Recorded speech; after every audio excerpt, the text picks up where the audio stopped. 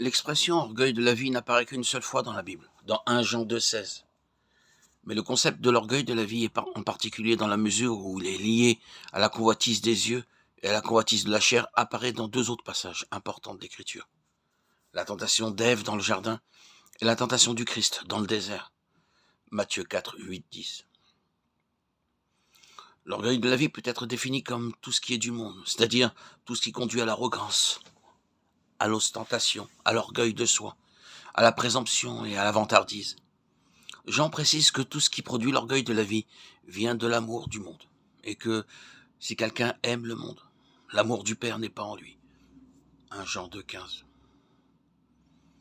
Le premier exemple de la tentation de l'orgueil de la vie se produit dans le jardin d'Éden, où Ève fut tentée par le serpent de désobéir à Dieu et de manger le fruit défendu de l'arbre de la connaissance du bien et du mal.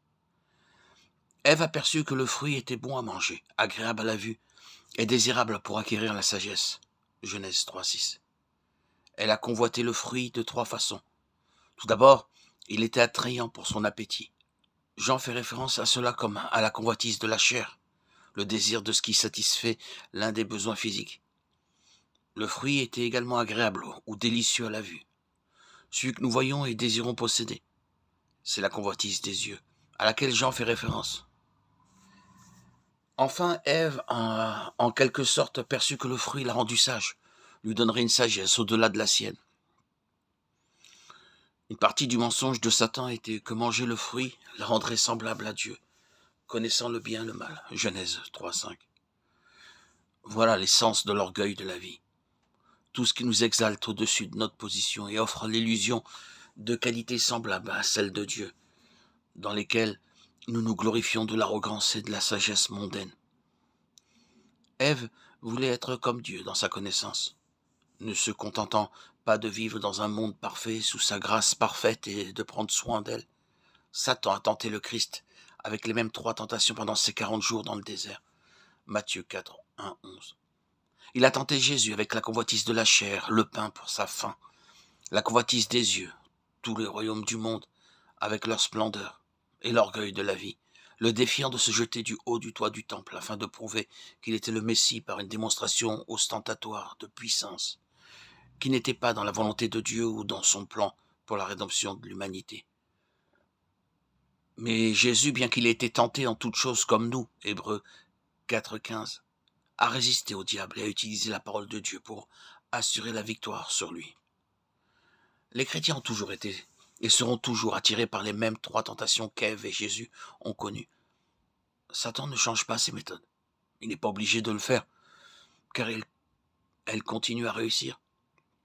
Il nous tente avec les désirs de la chair, la gratification sexuelle, la gloutonnerie, la consommation excessive d'alcool et les drogues, légales et illégales, ainsi que les œuvres de la chair contre lesquelles Paul a mis en garde les Galates. L'impudicité, l'impureté, la dissolution, l'idolâtrie, la magie, les inimitiés, les querelles, les jalousies, les animosités, les rivalités, les divisions, l'envie, l'ivrognerie, les excès de table et les choses semblables. Galates 5, 19, 21. Il nous tente avec la convoitise des yeux, l'accumulation sans fin de choses avec lesquelles nous remplissons nos maisons et nos garages et le désir insatiable de posséder plus, de meilleures et de nouvelles possessions qui nous piège et endurcit nos cœurs aux choses de Dieu. Mais sa tentation la plus mauvaise est peut-être l'orgueil de la vie, le péché même qui a conduit Satan à être expulsé du ciel.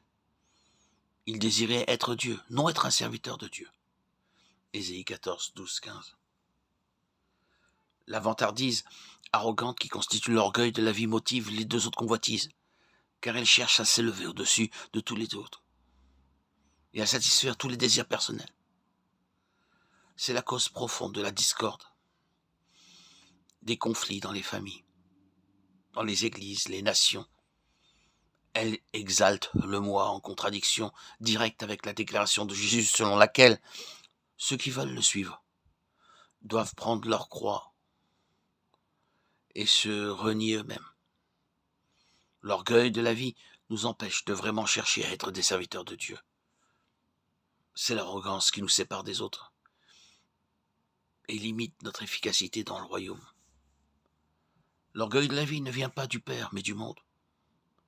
Et en tant que tel, il passe avec le monde. Mais ceux qui résistent et surmontent la tentation de l'orgueil de la vie font la volonté de Dieu.